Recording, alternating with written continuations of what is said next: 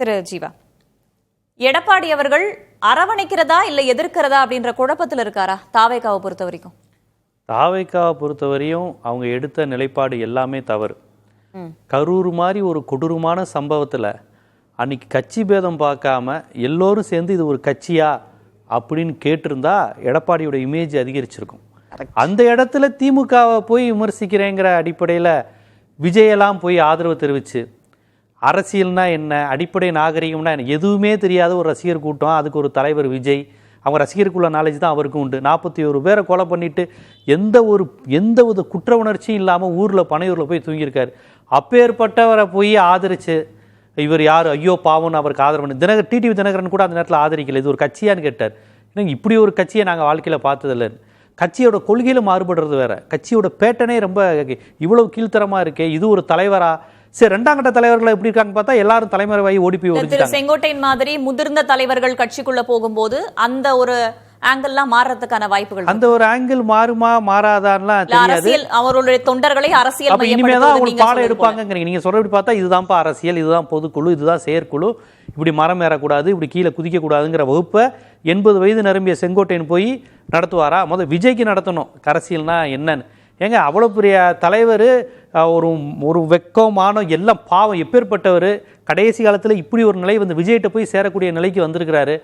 ஒன்றா உட்காந்து press meet கூட சந்திக்கலைங்க. செங்கோட்டையனுக்கு எவ்வளோ பெரிய அடி, எவ்வளோ பெரிய அவமானம். முத்துச்சாமி பண்ண பிரச்சனை எவ்வளோ இஷ்யூவில் இருந்து அவர் இது அதிமுக எம்ஜிஆர் காலத்திலேருந்து இத்தனை சொன்னால் 72, நான் ரொம்ப நாளாக அவர் 77 நினச்சேன், 72 இருக்கிறாரு.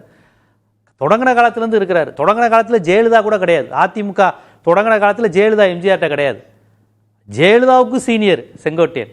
போய் விஜய் பக்கத்துலையும் ஆதவ அர்ஜுனா பக்கத்துலையும் புசியானது பக்கத்துலையும் உட்காரக்கூடிய ஒரு பரிதாபமான நிலைக்கு ஒரு மூத்த தலைவர் போயிட்டாரு பாவம். அதுதான் நான் கேட்கிறேன். ஒரு முதிர்ந்த அரசியல் தலைவர் தெரிஞ்சு இதுல போனா நம்ம சரியா வரும்னு அதை பத்தி தானே முடிவு எடுத்திருப்பாரு. அவருக்கு வேற வழி இல்லை. அப்படி ஒரு சூழல் எல்லாம் அமித்ஷாவோட சித்து விளையாட்டு தானுங்க. ஏங்க நான் தெரியாமல் கேட்குறேன், 2 நாளைக்கு முன்னாடி வரையும் அமித்ஷா சொல்லி தான் நான் எடப்பாடியை எதிர்த்தேன்னு பேட்டி கொடுத்தவர் அமித்ஷா. வேற யாரும் நக்கீரன் பிரகாஷ் சார் மாதிரி தொடர்ச்சியாக சொல்கிறவங்க சொல்லலை. பிஜேபியின் சித்து விளையாட்டுன்னு இவர் சொல்லலை. செங்கோட்டையன் கொடுத்த வாக்குமூலம். எங்களை போன்றவர்கள் தொடர்ச்சியாக இது பிஜேபி விளையாட்டுன்னு சொல்கிறாங்க. இது அவரே கொடுத்த வாக்குமூலம் செங்கோட்டையனே. இல்ல, ஆனா இப்போ 2020 திரு விஜய் அவர்களை முதல்வரா உட்கார வைப்போம், நாங்க பெரிய கூட்டணி அமைப்போம், மெகா கூட்டணியா இருக்கும், கூட்டணி வலுப்பெறும் எல்லாம் சொல்றாரு. ஒரே ஒரு விஷயம், எனக்கு கொள்கை எதிரி பாஜகன்னு விஜய் சொல்றாரு. நான் பாஜகவோட பி டீம் இல்ல அப்படிலாம் பல பேர் சொல்லிக்கிட்டு இருக்காங்கன்னாரு. செங்கோட்டையனை பக்கத்துல வச்சுட்டு பாஜக தான் கொள்கை எதிரின்னு எந்த அடிப்பில் இனிமேல் சொல்லுவாரு? அமித்ஷாவை போய் சந்திச்சுட்டு வந்தவர், அமித்ஷா சொல்லி தான் நான் எல்லா வேலையும் பண்ணிக்கிட்டு இருக்கேன்னு சொன்னவரே, அதிமுக ஒருங்கிணைக்கிற வேலையே எங்க டெல்லி பாஜக தான் கொடுத்துருக்கு. எடப்பாடியை ஒரு பக்கம் ஒரு கில்லு, எங்களை ஒரு பக்கம் கில்லு, அதிமுகவை சின்ன பின்னா மாக்குறதே பாஜக தான்னு தமிழ்நாட்டை சேர்ந்தவங்க, திராவிட கட்சியை விரும்புகிறவங்க, அதிமுக வேணும்னு நினைக்கக்கூடிய பெரியாரிய சிந்தனையாளர்கள் உட்பட சொல்லிக்கிட்டு இருக்கிறோம். ஆனால் பாஜக தான் எங்களை இயக்குதுன்னு செங்கோட்டைன்னு சொல்றாரு. இப்போ விஜய் பக்கத்தில் போய் உட்கார்றாரு. ஏன்னா பாஜகவினுடைய ஆதரவாளர்களுக்கு விஜய் பிரச்சனையே கிடையாது. பாஜக ஆதரவாளர்கள் எல்லோரும் விஜய் ஆதரிப்பாங்க. ஏன்னா அவங்களுக்கு பெரியார் மண் அழியணும், திராவிடம் அழியணும், அதிமுக அழிஞ்சு போகணும். அந்த இடத்துல விஜயவோ பாஜகவோ கொண்டு வரணும்.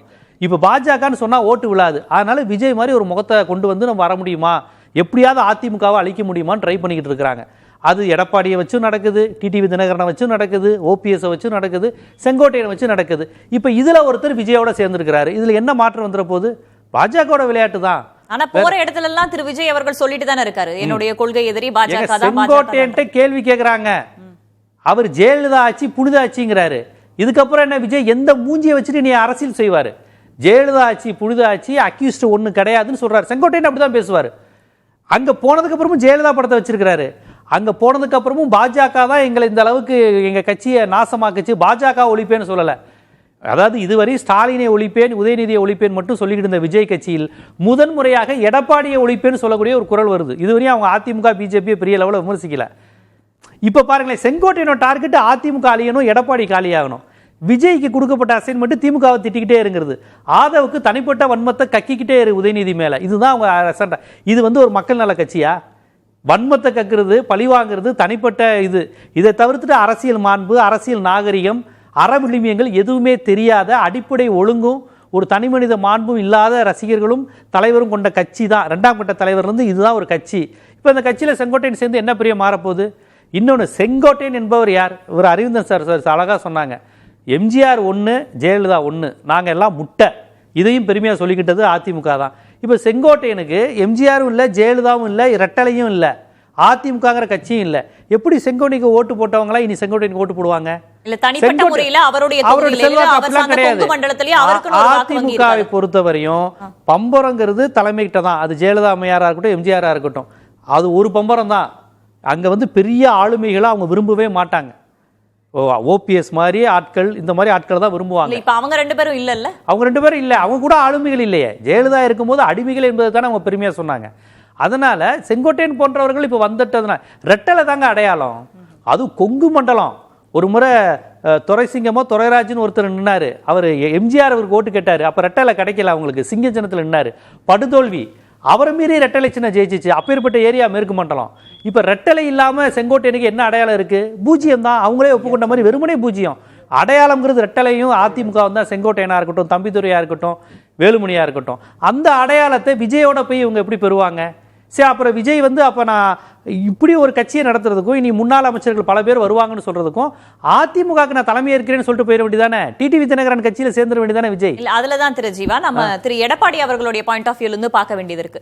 அவர் இதை எப்படி அணுகுவார் அப்படின்னு நினைக்கிறீங்க? திரு பிரகாஷ் அவர்கள் சொன்ன மாதிரி, இல்ல கூட்டணி கட்சியான பாஜக இயக்குதுன்னு அவர் சொன்ன கூற்றாகட்டும், இல்ல திரு செங்கோட்டையன் முன்னாள் அமைச்சர்கள் பலர் வருவார்கள் அப்படின்னு சொன்னதாகட்டும், அவருடைய அணுகுமுறை எவ்வாறாக இருக்கும் நினைக்கிறீங்க? அவர் இதை கண்டுக்காம தான் போயாகணும். எல்லாம் பாஜகவின் திருவிளையாடல்னு எடப்பாடிக்கு நல்லாவே தெரியும்.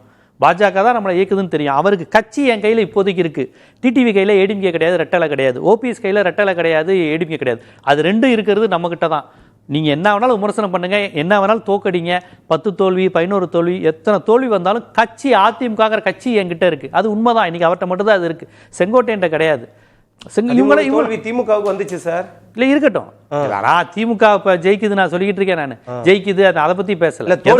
தோல்வியை பத்தி இங்க பேச வேண்டியது இல்ல. இல்ல இருங்க சார், சப்ஜெக்ட் அது இல்ல. இப்ப எடப்பாடி பழனிசாமிக்கு தோக்க போறோம், தோக்கடிப்பாங்க, பிஜேபி தான் நம்மளை அழிக்குது, நம்மளுடைய எதிரி திமுக இல்ல, நம்மளை அழிக்க நினைப்பது பாஜக நல்லா தெரியும். பாஜகவுக்கு இந்த எலெக்ஷன்ல திமுக ஜெயிக்கிறது மேட்டரே கிடையாதுங்க. பாஜக என்னைக்குமே தொலைநோக்கு உள்ள கட்சி.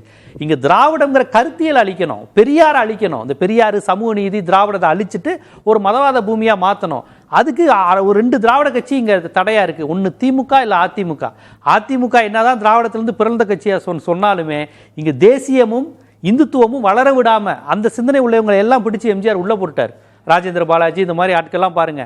அதிமுக ஒரு கட்சி உருவாகலன்னா அவங்க ஆர்எஸ்எஸ்லயும் இல்லாட்டி ஏதோ காங்கிரஸ்லயும் தான் இருந்திருப்பாங்க. அவங்க எல்லாம் அதிமுக உள்ள போட்டு காங்கிரஸை காலி செஞ்சிருச்சு. 2 திராவிட கட்சி தான் என் தமிழ்நாடுன்னு இந்தியாவை வியக்க வச்சிருச்சு. அதனால இப்போ உங்க பிளான் வந்து அதிமுகவை அழிக்கணும், ஒரு திராவிட கட்சியை அழிக்கணும். திமுக ஜெயிக்கட்டும், அதுக்கு போட்டியா நம்ம வருவோம். 2வது இடத்துல பாஜக வரணும், இல்லாட்டி இந்த மாதிரி கொள்கையற்ற இந்த நடிகர்கள் வரணும். இதுதான் அவங்க பிளான். அது ரஜினி வச்சு பண்ணதும் அதுதான். எந்த நடிகர் வந்தாலும் அவங்க இந்த மாதிரி தான் பிளான் பண்ணிக்கிட்டு இருக்காங்க. ஸோ எடப்பாடிக்கு அது நல்லா தெரியும், எடப்பாடிக்கு ரிசல்ட்டும் நல்லா தெரியும். இவங்க போறதுனால விஜயும் பெரிய வெற்றி பெற்ற மெகா கூட்டணி டிசம்பர்ல அமையும் அப்படின்ற ஒரு இதையும் முடிவெடுக்காத இல்ல தாவேக்கால சொல்றேன். திரு செங்கோட்டையன் அவர்கள் தாவேக்கா சார்பில் சொல்றாரு டிசம்பர்ல ஒரு மெகா கூட்டணி அமையும். நிறைய கட்சிகள் முடிவெடுக்காத நிலையில, தேமுதிகவோ அல்லது பாமகவோ சில கட்சிகள் முடிவெடுக்காத நிலையில அவர்களை கொண்டு இவர்கள் பலமான ஒரு கூட்டணி அமைப்பதற்கான வாய்ப்புகள் இருக்கா? இல்லைங்க, இவர்கள் அமைக்கிற கூட்டணி பலமான கூட்டணியா எப்படி இருக்க முடியும்? எனக்கு தெரிஞ்சு டாக்டர் கிருஷ்ணசாமி தொடக்கத்திலிருந்தே விஜய்க்கு ஆதரவா இருக்காரு. அவர் வருவதற்கான வாய்ப்பு அதிகம். அதை தாண்டி வேற யார் வரப்போறா? செங்கோட்டையன் வருவதையோ, ஓபிஎஸ் டிடிவி ஏற்கனவே சிக்னல் கொடுத்துட்டாங்க வருவதற்கு ரெடியா இருக்கிறேன்னு. அது வந்து ஒரு மெகா கூட்டணியாலாம் வராது. அப்புறம் அந்த கூட்டணி வந்தா விஜய்க்கு வந்து ஒரு இமேஜ் இருக்கு, இந்த 2 திராவிட கட்சிக்கு இவர் தான்ப்பா மாற்று அப்படிங்கிற அந்த ஒரு பார்வை இருக்கு. நாம் தமிழர், கமலஹாசன், விஜயகாந்த், இந்த வரிசையில அப்படி ஒரு ஓட் பேங்க் இருக்கு. 2 பேருமே அழியணும். புதுசா யாராவது ஒருத்தர் வந்து இந்த ஊழலை ஒழிக்கட்டும்னு இந்த சங்கர் படம், மணிரத்னம் படத்தை பார்த்துட்டு ஒரு கேஸ் ஒரு 10% தமிழ்நாட்டில் இருக்கு. அந்த ஓட்டு தான் விஜயோட பலம். கொள்கை, அறிவு, சித்தாந்தம், சமூக நீதி, மொழிவரி உரிமை எதுவுமே தெரியாம ஏதோ ஊழல் இருக்கு, காரணம் திமுக அதிமுக, இவங்களை அழிக்கணும், இப்படி ஒரு கேஸ் இருக்கு. 49 போடுறவங்க நோட்டை கோட்டு போடுற கேஸ். அதுதான் விஜய்க்கு வந்து மெயின் பலமே. இப்ப ஒரு அதிமுக பிம்பத்தோடையும் செங்கோட்டையனையும் தம்பிதுரையும் கேபி முனுசாமியும் சேர்த்துக்கிட்டு போயிட்டு ஊழலை ஒழிக்க போகிறோம் அப்படின்னு சொல்றதும், பாஜகவுடைய ஆதரவாளர்களா இருந்த செங்கோட்டையனை பக்கத்தில் வச்சுட்டு பாஜகவை ஒழிக்க போகிறோம் என்று சொல்லும் போது அந்த ஓட்டர்ஸ் வந்து சுத்தமா இவங்களுக்கு விட மாட்டாங்கல்ல. அந்த ஓட்டெல்லாம் திருப்பி நம்ம பழையபடி சீமானுக்கோ இல்ல நோட்டோவுக்கோ ஓட்டு போட்டுருவோம்னு நினைச்சிருவாங்கல்ல. விஜய்க்கான பேஸ்மெண்ட் இமேஜ் இல்ல, ஒவ்வொரு கட்சிக்குமான அடிப்படை இமேஜ்னு அது விஜய்க்கு வந்து 2 கட்சிகளும் வேணான்னு சொல்லக்கூடிய நியூ ஓட்டர்ஸும் அந்த ஹேட்டர்ஸ் இருக்காங்க, திராவிட எதிர்ப்பாளர்கள். அந்த ஓட்டு நீ எப்படி உங்களுக்கு வரும்? ஏடிஎம்கே இமேஜோட இருந்தீங்கன்னா அந்த ஓட்டு வராது. அனுபவம் வாய்ந்த தலைவர்கள் கட்சியில் தேவை அப்படின்ற பார்வையும் முன்வைக்கப்படும் போது அந்த அனுபவம் வாய்ந்த தலைவர்கள் வேற கட்சியில இருந்து தானே வந்தாகணும் அப்படின்ற ஒரு பாயிண்ட்டும் இருக்கு. நான் பேசுறேன், குறுக்கிட விரும்புனீங்க திரு அக்னீஸ்வரன். திரு ஆதவர்ஜன் விசிக கட்சியிலிருந்து வந்தாரு. விசிக தொண்டர்கள் பூரா அப்படியே வந்துட்டாங்களா? அது மாதிரி நீங்க பாஜக கட்சியிலிருந்தும் அதிமுகவில இருந்து திரு செங்கோட்டையனும் திரு சிடிஆர் நிர்மல்குமாரும் வந்திருக்கிறாங்க. அப்படியே அந்த கட்சி பூரா வந்துருச்சா? என்னங்க இது? இவர் வந்த உடனே 28% வந்து செங்கோட்டையன் அவர்களை மட்டும் இல்ல, முன்னாடி அன்வர் அப்படினா மாநில தலைவரா நீங்க ஒருங்கிணைப்பாளரை கொண்டு வந்திருக்க வேண்டியதானே?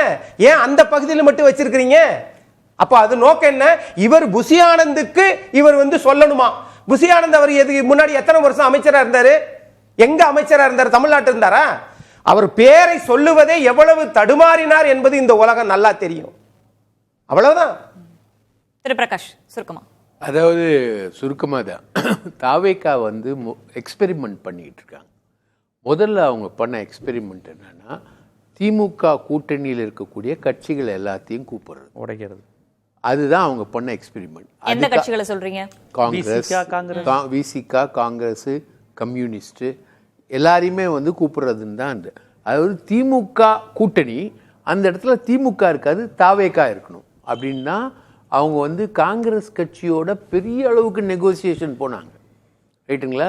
அது ஜுடங்கர்னு ஒருத்தர், பிரவீன் சக்கரவர்த்தின்னு ஒருத்தர், சசிகாந்த் செந்தில்னு ஒருத்தர், ஜோதிமணின்னு ஒரு அம்மா, மாணிக்கம் தாக்கூர், கார்த்திக் சிதம்பரம், இப்படி ஒரு லைனே அதுக்குள்ளே நின்றுச்சு. அதுக்கு இப்போ ராகுல் காந்தி ஃபுல் பிளாங்க் போட்டார். அதே கிரீஷ் ஜோடங்கரை வச்சு திமுகவோட கூட்டணி பேச்சுவார்த்தை நடத்துறதுக்கான வேலைகளில் அவர் இறங்கிட்டார். அப்போ அது ஃபெயிலியரா? செகண்ட் எக்ஸ்பெரிமெண்ட் தான் இப்போ பண்ணிக்கிட்டு இருக்கக்கூடிய இந்த எக்ஸ்பெரிமெண்ட்டை வந்து அவர் எடுத்திருக்கார். ஸோ இதுதான் தாவேகாவுடைய டாக்டிக்கல் லைனு. இது முதல்லையும் அவங்க ஃபெயிலியரு, செகண்ட்லேயும் ஃபெயிலியர். சரி, பேசுவோம். தாவேகா மெகா கூட்டணி அமைக்கும் அப்படின்ற நம்பிக்கை தெரிவிச்சிருக்காங்க. எந்தெந்த கட்சிகள் உள்ள வர்றதுக்கான வாய்ப்புகள் இருக்கு, அதற்கான அடித்தளம் என்ன என்பது குறித்தும் பேச வேண்டியது இருக்கு.